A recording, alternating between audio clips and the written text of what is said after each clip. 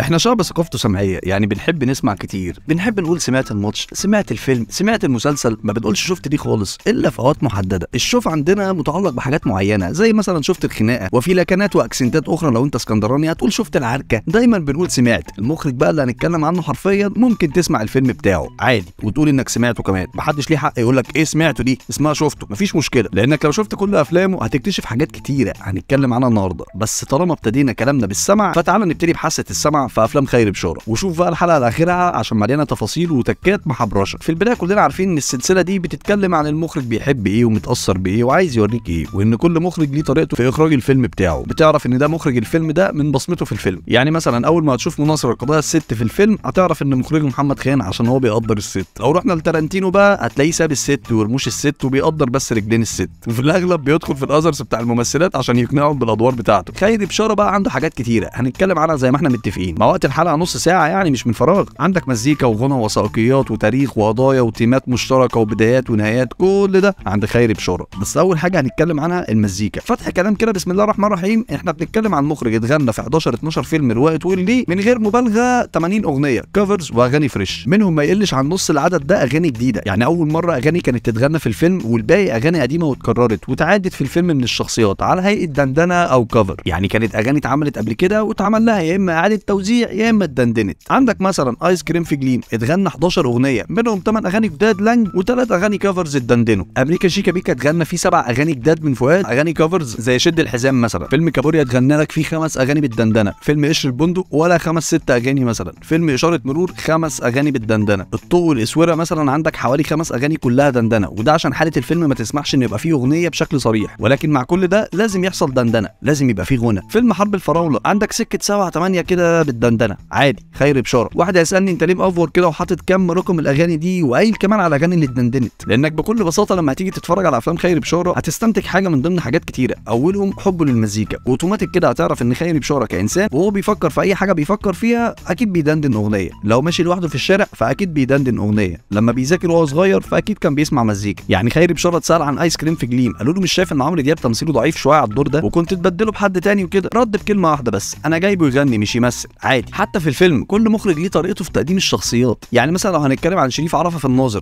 ازاي مثلا قدم لك عاطف؟ جاب لك واحد ماسك عيدان قصب وما عداش الشارع الا لما عربيه جت والسواق قال له يا حيوان يا متخلف انت يا اطرش. من لبسه ومن هيئته كده انت عارف ان عاطف هيكون مصدر خام للكوميديا في الفيلم حتى من غير ما يتكلم. هو بيقول لك كده خلي بالك احنا معانا كاركتر هبله وهتتخيل منها اي حاجه بضحكته البلهاء دي. في اللعب مع الكبار مثلا شخصيه الضابط الاسيوطي بيخبط على الباب بطريقه معينه وداخل على رئيسه في الجهاز ورياكشناته صعبه، بتسمع رئيسه بيقول ان اسلوب الضابط الالفي مش قد كده مع حسن بهلول، فبتفهم من تقديم شخصيه الضابط الاسيوطي ان اسلوبه منافي تماما لاسلوب شخصيه الضابط الالفي. ويا ويل حسن بهلول لو وقع تحت منه. مش محتاج 90 مشهد واستراكشر عشان ابين لك قد ايه انت داخل على ايه، انت كده كده لوحدك فهمت. وكل مخرج ليه طريقته في التقديمه بتاعته عادي. خيري بشاره بقى انسى كل ده يا معلم، انا عايزك تغني. يعني في الطوق والاسوره انا عايز اقدم فهيمه، هقدمها ازاي؟ يا لالي علي اتغرب بعيد ولا ليه. عايز اقدم حمامه في حرب الفراوله اللي هو شغال بياع فاكهه وعلى الله اصلا، هقدمه ازاي؟ سبتني شباك من عينك يا ولا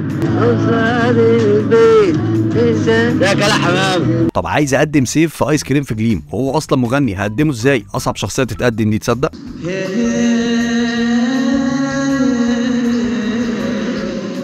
عايز اقدم حسن هدهد اللي هو شغال ملاكم في كابوريا، هقدمه ازاي؟ انا في الكابوريا هنبكي عليه.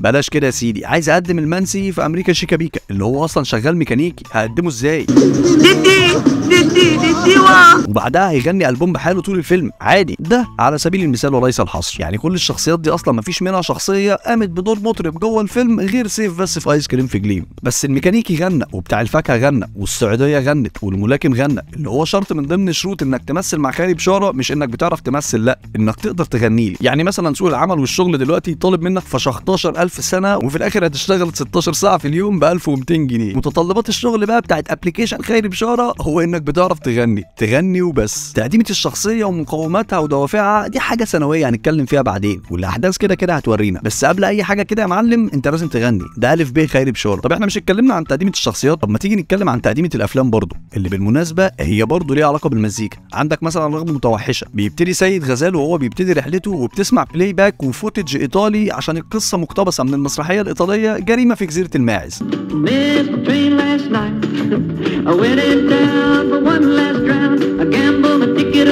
وفي نص الفيلم بتشوف سيد غزال بقى ايطاليانو خالص وبتسمع اغنيه لاشانتي مي كانتوري.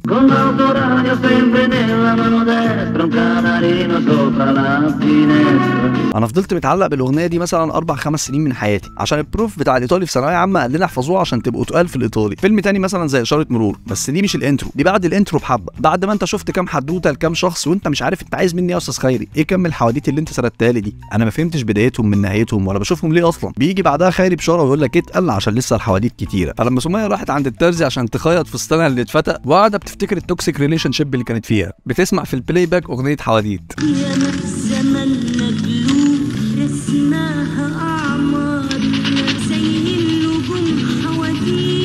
خايفة تطلعي معايا؟ على ظل شباكنا. المهم يعني هو هنا بيأكد لك ان اللي هتشوفه على مدار الفيلم عبارة عن شوية حواديت، غني وفقير، تخين ورفيع، كبير وصغير، طويل وقصير، وده اللي هتشوفه فعلا باقي الفيلم. نروح بقى الفيلم الطوق والاسوره، بتلاقيه بيبتدي لك بفريم فيه النيل وحمام بيطير فيه وبرضه معاه مزيكا. فريم هتلاقي مجريات الفيلم عكسه تماما، عشان الحمام اللي بيطير يعني حريه مفيش قيود، عكس اسم الفيلم واحداث الفيلم وشخصيات الفيلم اللي متأيدين بعادات وتقاليد وجهل مخلي كل شخصيه في رقبتها طوق وفي ايديها اسوره، زي اسم الفيلم بالظبط، الطوق والاسوره. عندك مثلا فيلم زي حرب الفراوله، الفيلم كله بيتكلم عن يعني ايه سعاده، فنبتدي الفيلم بايه؟ بسؤال منطقي جدا، السعادة تبقى ايه؟ هو بيسألك، ايوه انت رد عليه، سايب لك السؤال عشان تعرف اجابته في باقي الفيلم. بمناسبة الفيلم ده انا اغانيه بتشعوطني بقالها 5-6 سنين وعامل لها بلاي ليست عندي، والحمد لله كان تفكيري في محله، ان اللي ماسك الجيتار ده شخص عبقري، ولما دعبست عليه اكتشفت كنز. عايز اتكلم على الاغاني بتاعته بالتحديد، الاربع اغاني اللي كانوا شغالين بس بالعود، ولا يا ولا، السعادة تبقى ايه، صاحب السعادة، يا ماما بيضة، والبلاي باك بتاعت الفيلم دايما فيها عود الجندي المجهول للفيلم ده وهو رياض الهمشري. رياض الهمشري يا جماعة يعني الحان صعيدي في الجامعة الامريكية، اسماعيلية رايح جاي، همام في امستردام، مسرحيه عفروتو، كنز فقدناه بدر الله يرحمه، كان لازم اديله حقه عشان العود بتاعه في حرب الفراوله كان حاجه كده في حته ثانيه. وزي ما قلنا بالنسبه للمزيكا في حياه خيري بشاره، هي بتبقى عباره عن زي جمله كده، والجمله بيبقى فيها دايما مبتدا وخبر وفاعل ومفعول به. خيري بشاره بقى الجمله بتاعته في الفيلم عباره عن اغنيه مزيكا اغنيه، يعني هنا مثلا حمامه عرف ان فردوس راحت تتجوز ثابت، بتسمع كوبليه السعاده تبقى ايه، وبعدين حمامه بيقعد يدي المونولوج الحزين اللي بيخليني قاعد كل ما اشوف الفيلم ده انا اتبهدلت قوي يا اما، بقيت اخاف من الناس واهرب من الزحمه اللي طول عمري عايش فيها. خلصنا شحتفه، خش لي بقى باغنيه يا ورده على فل وياسمين. يا وردة على فل وياسمين، الله عليك يا قمر حنة. تحس ان مخرجين الدنيا كلها لما بتيجي تصور بتقول يلا دايرين حركه اكشن، الا خيري بشاره بيبدا انه يقول مزيكا عادي. خيري بشاره يا جماعه، وعموما هو بيعبر عن احساسه بالفيلم بالمزيكا، عشان كده هتسمع اغاني كتير في البلاي باك او الخلفيه بتاعت كل المشاهد، ده لو ما سمعتش مزيكا يعني. عشان كده بقول لك خد مني الرقم الاوفر ده وما تراجعش ورايا. وكمان اقول لك حاجه، من يومين كده كنت بقرا عن حاجه متعلقه بالديون والاقتصاد، لمحت نادي باريس فافتكرت لك ايه، لا مش نادي باريس سان جيرمان، ايوه كوبليه رصيف نمره 5، يا نادي باريس تعالى حاسبني وجدول ديونه عشانه وعشاني. فمع كام اغنيه والتانيه في افلام خيري بشاره، مش بس بيعمل افلام وثائقيه في افلامه بس، لا ده كمان في اغانيه زي اغنيه السعاده تبقى ايه، خصوصا كوبليه وفيه كمان ستاير وكاسة من اليابان عشان الاستيراد وتبعات الانفتاح اللي حصلت عندنا. وعندك كمان اغنيه عم دهب اللي كلها بتحكي عن الانفتاح. قالوا انفتحت دم منفتح بقى كسب ومالوش شريك، باع النايجة بسلامه بكات. وانا فاكر ان قريت زمان معنى الكوبليه ده غير الانفتاح، يعني باع الناي دي يعني اهمل الفن، وجاب زلموكات يعني العربيات المرسيدس. فتاريخ كده بيتحكي لك وبيتسرسب في اغاني، ولسه التاريخ اللي هحكيه لك جاي. واغاني خيري بشاره دايما ما بتبقاش اغنيه كده والسلام، لا الاغنيه لازم تكون عباره عن فيلم وثائقي انت شايفه قصاد عينك. نسيت اقول لك، ما خيري بشاره اصلا ابتدى كمخرج افلام تسجيليه. يعني ايه افلام تسجيليه؟ من اسمها افلام بتسجل، بس بتسجل ايه؟ بتسجل مرحله ووضع وجانب نفس الفئه او موضوع معين. يعني مثلا عندك فيلم صائد الدبابات. فيلم نفذه خيري بشاره عشان يوريك جندي محمد عبد العاطي، ومن اسم الفيلم هو اصطاد 23 دبابه من العدو في حرب اكتوبر بسلاحه لوحده. فانت بتشوف حاجات ما شفتهاش قبل كده في الحقيقه. ما كلنا بنسمع عن ابطال عملوا معجزات، بس ايه اللي وراهم؟ وهو ده خيري بشاره. هو عايز يعرف ايه اللي ورا الجندي ده، نشأته، مكانه، بيئته، كتيبته باللواء بتاعته، كل ده انت عايشه في حاله الحرب اللي انت ما شفتهاش ومتخيلها في فيلم ما عداش التلت ساعه. وما وقفش خيري بشاره لحد كده، لا هو نفذ برضه فيلمين تسجيليين كمان زي طبيب في الارياف وطائر النورس. بس الفكره هنا هو ليه بقى مخرج تسجيلي؟ يعني هو كان بيقول انه نفسه يخرج دقيقه واحده بس. كنت عاوز اخرج دقيقه، يعني مش هدفي ان انا روايه او تسجيلي اي دقيقه اخرجها بحلم بدقيقه. واستهواه فكره انه ينقل صوره هو نفسه عايز يشوفها، وده اللي هتشوفه مع بدايته في اول فيلم ليه في العوامه 70، وتتاكد من الكلام ده في فيلم زي الضوء والاسوره، فيلم ملحمي انت شايف خبايا واسرار وكوارث مجتمع بس متصوره بشكل وبشغل مختلف عن اي فيلم تاني بيتكلم عن المجتمع الصعيدي. وده جاي عشان هو نفسه متاثر بالافلام التسجيليه اللي بالمناسبه ما كانوش 3 افلام بس، لا لما هتتفرج على كل افلام خيري بشاره هتلاقي الراجل ده ضحك عليك ونفذ كل افلامه ان هي افلام تسجيليه وثائقيه وانت مش حاسس. عندك المشاهد التسجيليه في ايس كريم في جليم، انت قاعد دلوقتي حالا في المعادي، انت في قلب شارع 9، ولازم نركز في حلاوه وجمال المعادي بعيون خيري بشاره، وقد ايه شارع 9 كان حلو من غير الاندر ايدج اللي ماشيين في كل حته في الشارع دلوقتي. مصر الجديده كمان عندك، انت دلوقتي حالا في الكوربه، لو نزلت العبودي دلوقتي في روكسي هتلاقي الصوره هي الاختلاف بس ان الاشاره دي على طول زحمه مش اكتر. لقطات كلها طبيعيه ونعم ان هو مش ممكن، بس مش ده اللي انا عايز اكلمك عليه. انا عايز اكلمك على ازاي خيري بشاره وهو بيخرج لك الفيلم بيحط التاتش التسجيلي بتاعه. واحنا هنا ممكن نسمي الموضوع ده بعنوان ازاي تحكي الحدوته من غير ما تحكيها. يعني مثلا في نفس الفيلم في ايس كريم في جليم، سيف بيحكي عن البنت اللي شافها مره واحده وتعلق بيها في اسكندريه. انت شايف سيف كانه في مشهد فلاش باكي وعايش في خياله، واغنيه رصيف نمره 5 والشارع زحام. انت بتشوف جزء لعمرو وهو بيغني، واكتر جزء انت شايفه هو شوارع زحام، وفوتج الناس بتسنك مع الليركس بتاعت الاغنيه ومعيشاك في مود الاغنيه. فيديو كليب وثائقي مش فيلم خالص. فاكر مثلا دكتور فؤاد في امريكا شيكا بيكا لما كان بيحكي عن حياته الكرب في شبرا ومرتبه اللي مش مكفيه؟ انا منظر على الفاضي.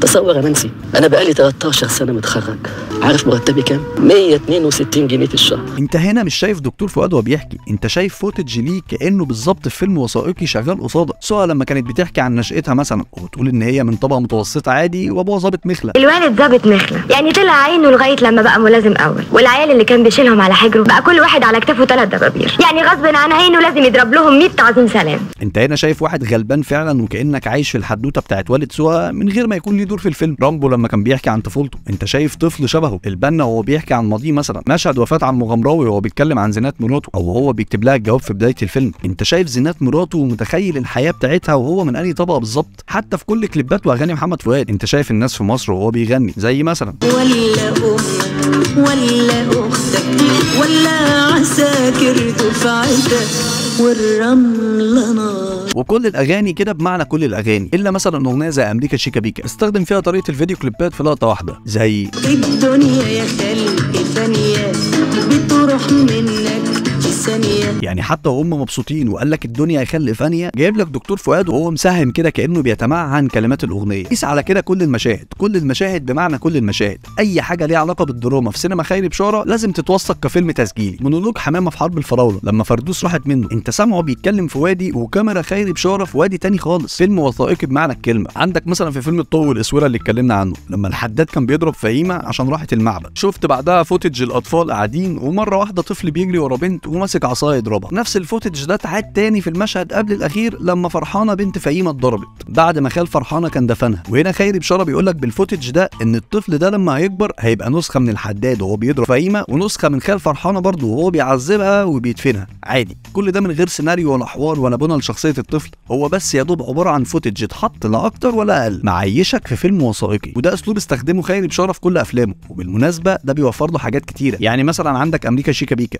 انت عارف كل الابطال دول عندهم حلم الهجره لامريكا، بس هل انت عارف هم منين؟ نشأتهم، بيئتهم، شغلانتهم؟ لا انت مش عارف هم منين، بس مع الوقت فصل في الفيلم انت بتعرف كل ده. حكاويهم كانت كفايه. طب ايه رايك بقى ان خيري بشاره قال لك ايه دوافع سفرهم وفي اول الفيلم كمان من غير ما يقول لك برضه؟ شوف سبحان الله، هقول لك ازاي. في مشهد الدكتور فؤاد في اول الفيلم وهو بيكتب جواب لاخته العزيز، بيحكي لنا انه قاعد جنب قصر تشاوشيسكو، الملك الظالم اللي موت شعبه بالحياه، جبار وعمل ابادات جماعيه وقمع الحريات وما كانش فيه بربع جنيه حريه، وفي الاخر اتعدم هو ومراته رميا بالرصاص. وخلاص. وفي نهايه جواب دكتور فؤاد بيحكي عن الست العجوزه اللي جنبه وبيقول: إلا أنها تفضل حرية اليوم على لقمة شاوشيسكو المغموسة بالذل. غريب أن يصدر هذا الرأي من امرأة بينها وبين الموت خطوات، ولكنه الإنسان. كلمه بتشرح لك ايه سبب مجيء الناس دي كلها لحد هنا. خيري بشاره وصلك ان كل الناس دي جايه هنا بسبب الذل اللي تعرضوا له واللي بتعرفه من كل شخصيه على مدار الفيلم فعلا. واختيار شاوشيسكو كمثال بالتحديد ما كانش من فراغ، عشان يقول لك ان كل الناس دي جايه هنا هربا من استكمال وقوع مصير شاوشيسكو عليهم، لان ببساطه ده واحد من اشرس الدكتاتوريين اللي جم في التاريخ. وببساطه دكتور فؤاد كان ممكن يبعت جواب عادي من غير انه يجيب السيره دي. وطالما احنا اتكلمنا عن التاريخ فتعالى نتكلم عن التاريخ في سينما خيري بشاره. في كل افلام خيري بشاره لازم يديلك كده هنت تاريخي حتما ولا بد، كانه بيوثق التاريخ في افلامه وبرضه بالشياكه وانت هتبلعها عادي. وكل مشاهد افلامه حرفيا عباره عن ماستر سينز. مفيش مشهد في السيناريو كده بيبقى صباح الخير ايه الاخبار فالتاني يرد يقول له كله تمام وانت عامل ايه دلوقتي. ما ينفعش، لا لازم يحط لك قضيه تاريخيه كده في النص، حتى لو هتجيلك بشكل مفاجئ وانت مش متخيل اصلا. بس تمام تعال نحطها. يعني لو رجعنا الفيلم اشاره مرور هنلاقي ريعو افتكر زميله ودفعته في الجيش العسكري عطيه فرج وهو بيموت بسبب وقوع جزء من هضبه المقطم في تبعيات ما بعد زلزال 92. الفرحه كانت بتنط من عينيه. سيبناه دخل مع عروسته ما خرجوش. كان دايما يقولوا لنا ده راجل زي الجبل عمره ما يتهد، اهو الجبل اتهد. في نفس الوقت برضه في فوتج للدويقه لما كان فيها الانهيار ده. فاستاذ خيري ثواني، الفيلم بيحكي عن اشاره مرور حرفيا. مره واحده ريعو موده بيتغير، كان خيري بشاره عايز يوديك للحته اللي عايز يوديك ليها حتى لو كان غصب عنك. ما وقفش عند كده بس، لا في نفس الفيلم برضه حصلت مكالمه بسيطه بين هنادي والعريس المنتظر، فيقول لها انه ما عرفش يجي امبارح عشان ما فيش مواصلات من النوباريه للقاهره. وقلنا ده في حلقه اشاره مرور فاكر. عايز يحط لك ازمه الناس اللي اشترت شقق في الصحراء ايام انور السادات. عادي تاريخ يا معلم. وبالمناسبه العريس ده ما كانش ليه اي دور في الفيلم خالص، هو بس يا دوب طلع في مكالمه التليفون دي. فيلم مثلا يوم مر ويوم حلو، ورابي دايما كان بيتكلم عن مروحه ومجيه للخليج، عشان طبعا الفتره دي كانت فتره الانفتاح وبدايه ظهور اثار الانفتاح، فكان المصري دايما حاسس انه رجلي هنا ورجلي هناك،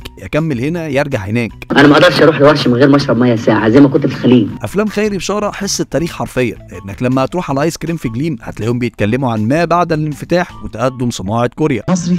مصري بس الاكسسوار من سوق. كوريا غريبة بتعمل حاجات. أنا شفت تلفزيون قد مشط الكبريت. هم شطار قوي بس الدور الباقي علينا. كوريا ما كانتش هنا بس، لا دي كانت في امريكا شيكابيكا كمان. انت رايح امريكا تعمل ايه؟ ترزي بلدي هيعمل ايه هناك؟ وبعدين انا اعرف ان الترزيه بيكسبوا كويس في مصر. كان زمان ده حتى كوريا بتعمل جلاليب وطواقم ما تلاقيهاش في اي حته في مصر. تاريخ تاني عندك لما خال فرحانه رجع من السفر في الطوق والوسوره واكتشف ان لسه القريه عايشين في نفس التخلف والجهل اللي هم فيه. ودي كانت خدمه الحدوته لانها بتوصف لك قد ايه مجتمع خانق نفسه رغم ان في عصور راحت وعصور جت، ناس ماتت وناس اتخلقت ودول لسه زي ما هم. وفي ايس كريم في جليم لما سيف اتضرب واتاخدت منه الشرايط، زيكو صمم انه ياخد عليه شيكات وكان قمه في الراسماليه. سيف راح كلمه في التليفون وقال له في الانسر ماشين طب طز في فلوسك وطز فيك، مش طز بس 55 مليون طز. وبعد الرجوع للاحصاءات هنعرف ان 55 مليون ده كان رقم تعداد سكان مصر وقتها. كأن خيري بشاره بيقول طز للراسماليه بلساننا كلنا. لحظه ادراك اننا عدينا 100% من تعداد السكان في 30 سنه بس، ده اعجاز والله. ده احنا رايحين على الصين والهند بفراري. ما سيبناش حصص التاريخ بتاعت خيري بشاره لحد كده، لا ده كمان دخلك على التاريخ الامريكي. منافسه فظيعه بين بوش وكلينتون والمرشح الثالث اللي اتنازل. تصور يا حمامه دفع 60 مليون دولار وتنازل، تفتكر ليه يا حمامه؟ طب ليه انا بقول ان دي تاتش او لمسه خيري بشاره؟ ما سهله، كل ممكن يقول ان في سيناريو حوار وكاتب مشرف على القصه، بس الحقيقه غير كده. خيري بشاره بيشارك في اغلب السيناريوهات وعنده بصمه في اي سيناريو بيجيله. اكيد مش صدفه ان كل الافلام بتاعت خيري بشاره فيها لمحه من التاريخ. يعني دي ناس هربانه من البوليس ومش عارفه تروح امريكا، ايه الصدفه اللي تخليهم يروحوا عند قلعه دراكولا ودكتور فؤاد عايز يروح يتكلم عنها؟ لو جيت تحسبها هتلاقيها ما زودتش في الاحداث او نقصته شيء، بس حرفيا منهج خيري بشاره ليه جدا اننا نقول عليه المخرج عايز كده. وهو مخرج بيحب التاريخ صباح الفل، ده مؤلف كتاب الموسم ده في معرض الكتاب مسميه الكبرياء الصيني، فانت مستني ايه؟ طب ما تيجي ننقل على الواقعيه شويه. بيقول لك بقى خيري بشاره من رائدين مدرسه الواقعيه في السينما، هو ومحمد خان وداود عبد السيد. وبيقول لك برضه محمد خان اجمل من صور القاهره، وانا في رايي خيري بشاره اجمد من صور القاهره. اجمل واجمد ده يعني خد بالك الاثنين عملوا لنا ارث وحته ثانيه في الواقعيه، وانا ما بفضلش حد عن الثاني، لا انا الاثنين كده كده بموت فيهم. بس خيري بشاره كده عليه واقعيه من اول فيلم ليه لحد اخر فيلم ليه اللي هو يوم الحداد الوطني في المكسيك. انا جوه الكوربه وجوه شارع صلاح الدين وجوه كل تفاصيل مصر الجديده، عادي جواهم ايه؟ انا راكب الميني باص اللي وراك ده خيري بشاره اللي بيخرج بقاله كتير، لسه فريش عادي جدا. والرياليتي بتاعته انا بحبها جدا، واكتر جزء بحبها فيه زي ما قلت لك هو الفوتج اللي محسسني ان عايش في فيلم وثائقي، اللي هو حتى لو انت شايف سيناريو حوار انت شايف الشارع بتاعنا من غير اي تمثيل واي تكليف. حتى الممثلين نفسهم واخدين راحتهم جدا. يعني انا افتكر الشحات مبروك ده احلى دور عمله في اعماله كلها، وبيحاول يخدم على واقعيه افلامه باي شكل. يعني مثلا فيلم كابوريا احمد زكي كان بينكش في محمد لطفي عشان ياخد عليه عليه ويبقى على طبيعته ويبقى حلو معاه في الدور. وقعدوا على الرصيف ينكشوا في سياح واجانب، فخيري بشاره شاف الموقف ده وعجبه، فقام جايب واحد منهم خلاه معاهم في الزنزانه. بعد كده جاب كم من الاجانب في الفيلم اشتغلوا مجاميع في الفيلم بعد ما شاف الكيمياء اللي حصلت بينهم، وكانت منهم كيت بلانشيت اللي خدت الاوسكار مرتين. الواحد نفسه في صدفه زي دي والله. طب بما اننا اتكلمنا عن كابوريا، هتعرف قد ايه خيري بشاره بيميل للواقعيه. يعني مثلا دور والده ووالد حسن هدهد تحس كده انه معمول تقضيه واجب او في ميسكاست في الموضوع، وبعد كده بنكتشف ان الفيلم مقتبس من قصه حقيقيه وصاحبها انسان حقيقي اسمه حسن هدهد. بس بعد كده هتعرف ان دول والده ووالد حسن هدهد الحقيقيين. لما والدتي هي والدته في الفيلم، مش ممثله، وامي ابوه في الفيلم. فخيري بشاره عايز يدي للموضوع نكهه الواقعيه اكتر، وعادي ده طلع لك عمرو دياب بفرقته الحقيقيه في ايس كريم في جليد. وبالنسبه للواقعيه برضه فمش هينفع ننسى اشاره مرور اللي اتكلمنا قبل كده عنه، ودور استاذ سمير العصفوري اللي خيري بشاره جابه بالاسم عشان يكون مع مراته اللي هي استاذه انعام سالوسه، عشان دورهم كاتنين متجوزين هم اكتر اتنين هيخدموا على الدور، لانه كان عايز يحط فوتج صور فرحهم وهم صغيرين وهم شباب عشان يوريك صراع الجيل بتاعهم اللي اتنسى. فجاب لك ممثل وممثله متجوزين في الحقيقه عشان البوم صورهم هيدي الدور نكهه رياليتي احنا محتاجين نشوفها فعلا، ورياليتي ما تخرش الميه. انت متخيل لوكيشنز التصوير كلها بتاعتنا اللي احنا بنشوفها كل يوم؟ يعني مثلا فيلم زي يوم مر ويوم حلو اللي خيري بشاره ادانا مقلب فيه من اسمه عشان ما فيهوش يوم حلو، وعمل معانا واحده ان الحقيقه ان الحياه ضحكت علينا، اعتبرها بقى بصوت محمد حماقي عشان كل ما بغني او ادندن بتقولوا لي صوتك وحش. الفيلم متصور اغلبه في شوارع شبرا، وطول الوقت انت بتشوف شارع شبرا والعسال وعايش الحدث. وبالمناسبه النقاد قالوا على الفيلم ده المفروض يتسمى يوم مر يوم مر، عشان انت مستني اليوم الحلو اللي هتشوفه عيشه وعيالها لحد اخر الفيلم فما تلاقيش ولا هتشوف. المبهر هنا كان اداء فاتن حمامه. في فيلم قبل يوم مر ويوم حلو اسمه افواه وارانب، هو مش نفس القصه بس في شبه يعني، فاهم الفرق هنا؟ انك هتلاقي فاتن حمامه واخده راحتها اكتر في التفاعل والرياكشنات وكل حركه ليها في يوم حلو ويوم مر اكتر من افواه وارانب بصراحه. يعني افواه وارانب فيلم قوي ودورها قوي جدا وانا بحبه، بس انا كنت حاسس ان لسه فيها فاتن حمامه الليدي الجميله اللي بتتكلم فرنساوي وشكلها انيق ولابقه وبتمثل مصر في المحافل الدوليه. ده احساس عندي يحتمل الصواب ويحتمل الخطا عادي. انا شايف ان هي كانت مرتاحه اكتر وتخليك تتشحتف اكتر في يوم حلو ويوم مر عن افواه وارانب، وتحسها لا هنا بنت بلد وبنت حاره بجد. انا شايف كده. محمد منير في الفيلم ده كان مقنع ليا من اي محمد منير في اي حته تانية. انت هنا فعلا قادر تكرهه مع اني بحبك والله يا كينج. المهم بقى الفيلم ده باكتئابه بزعله بنكده كان سبب ان خيري بشاره يدخل في فيز تاني من حياته، هو اتكلم عنه في مناقشته في سينما زاويه. بالمناسبه انا حضرت المناقشه دي وقلعت الجاكيت عشان اتصور مع استاذ خيري وانا لابس الهايكول تحديدا، استحضارا بقى لشخصيات حسن هدهد وسيف والمنسي وريع وكل شخصيات خيري بشاره اللي بيلبسها هايكول دي. المهم هو قال ان الفيلم ده حد من الجمهور شافه وجاله ذبحه صدريه بسبب الكآبه اللي فيه، ولما شاف خيري بشاره واجهه بالكلام ده. فهنا خيري بشاره قلق وحس بالذنب ودخل على الفيز التاني من تاريخه، فيز الواقعيه بس بشكل ساخر شويه ويتبلع عادي. فيلم ضخم زي كابوريا ده كسر الدنيا وقتها، استعراض بقى واغاني ورقص وحاجات حلوه. وعامه الفيز التاني من حياه خيري بشاره انا ممكن اسميه الاكتئاب المعلم، عشان لو خدت لي بالك في الافلام اللي من اول كابوريا لحد اخر فيلم هتلاقيها تمام برضه كل موضوعها بتمثل الانسانيه جدا ما اختلفناش، وفيها الصراعات اللي بنعيشها كل يوم بكل تعقيداتها، بس الفكره انه غلفها لك حطها لك جوه لفه تورته شكلها شيك كده فانت مش هتمتعض. تمام انا كل ما احس بجرعه نكد عارف ان في اغنيه او في مزيكا هتخليني اخرج من مود، ولكن مش بنفس السواد اللي في الطوق والاسوره او يوم مر ويوم حلو. وده ذكاء، يعني ازاي اقول لك حاجه ممكن تزعلك بس انت تبلعها وتتقبلها عادي. يعني عندك مثلا المشهد ده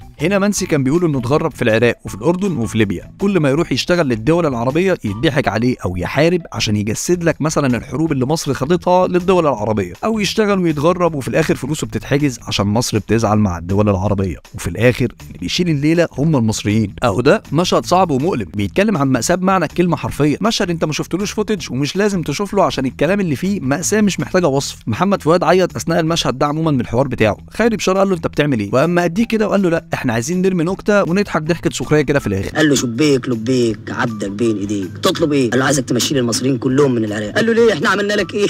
وضحكه السخريه دي قلبت معنى المشهد 180 درجه، بتعبر لك عن خلاص مدى تقبل الوضع واستئناس الوضع ده والتأقلم معاه رغم كل المعاناه اللي في الحدوته اللي اتحكت دي. يعني ده لو من الفيز الاولاني في حياه خيري بشاره كان ممكن يخليك تتشحتف فعلا على المشهد ده. ولو بصيت على شخصيات خيري بشاره دايما في كل الافلام هتلاقي في شخصيه مستغله وشخصيه متمرده، ده طبيعي برضه. يعني يوم مر ويوم حلو المستغل فيه كان ربيع ونبيل الخراط والمتمرده كانت سعاد. كابوريا كده كده حسن هدهد متمرد، راح وجه وعايز يلعب في الاولمبياد ولما حس انه هيتلعب بيه تمرد على تمرده ورجع تاني لاصله. قشر البندق لما محمدين الصقر ساب وحدته وخدمته عشان يروح المسابقه متمرد. امريكا شيكا بيكا المنسي ريعه في اشاره مرور. المستغل مثلا في الطوق والاسوره كانوا الدجالين والنصابين، المتمرد هنا كان استاذ محمد اللي كان المثقف اللي فيهم. ايس كريم في جليم سيف غنى عن التمرد اصلا يا معلم. يا جماعه خيري بشاره نزل له كتاب اسمه المتمرد اصلا. كل افلام خيري بشاره هتلاقي فيها تيمه التمرد لحد اخر فيلم اللي هو يوم الحداد الوطني في المكسيك. 2 تمردوا على القيود اللي معموله على الحب في البلد اصلا. وبمناسبه الحب، بما اننا في شهر عيد الحب فمش هينفع ننسى الحب في افلام خيري بشاره. بص كده كده الحب بينتصر في كل حواديت خيري بشاره. يعني حسن هدهد في اخر الفيلم بيرجع لحبيبته، سوى بتقول للمنسي بحبك في نهايه امريكا شيكابيكا، سيف وآية في نهايه ايس كريم في جليم. ومش بس كده، لا، دايما وفي اغلب افلام خيري بشاره بيبقى البطل بيتحب من شخصيتين. يعني في امريكا شيكابيكا سوى وروديكا حبوا المنسي، حسن هدهد اتحب من حوريه ونور، ريعو كانت هنادي وسوسو حبوه في اشاره مرور، يوم مر ويوم حلو سعاد اتحبت من نبيل وحربي، حرب الفراوله حمامه اتحب من فردوس ولولا استلطفته، ايس كريم في جليم سيف اتحب من آية وبدريه، رغبه متوحشه معلم سيد غزال خيري بشاره عمل له سلكت اول وخلى ال3 بطلات يحبوه. فهو ده خيري بشاره، ما اتغيرش من اول فيلم ليه، لسه انت شايف شغفه ومجهوده والمنهج بتاعه بيتطبق قصادك كانها اول دقيقه قال انه عايز يخرجها. فربنا يديك الصحه وطولة العمر يا استاذ خيري ويلهمك غزاره الانتاج، عشان احنا حابين نشوف حاجه فيها من ريحه زمان بتنفيذ دلوقتي. وحضرتك من القلائل اللي لو نزلوا بفيلم هيبقى مكتوب في الانترو والبوست بكل شياكه فيلم لخيري بشاره. مستنظرين الكتير منك يا ملك. وبس كده يا سيدي، اتمنى يكون كل الكلام ده عجبك، ولو عجبك ما تنساش ابدا اطلاقا مطلقا تعمل اللايك والشير والسبسكرايب لو انت مش عامل كل ده، عشان حقيقي بيفرق جدا معايا. ومستنيك على انستجرام وفيسبوك وتيك توك لو انت حابب يعني. والقاك عن قريب، ويلا سلام.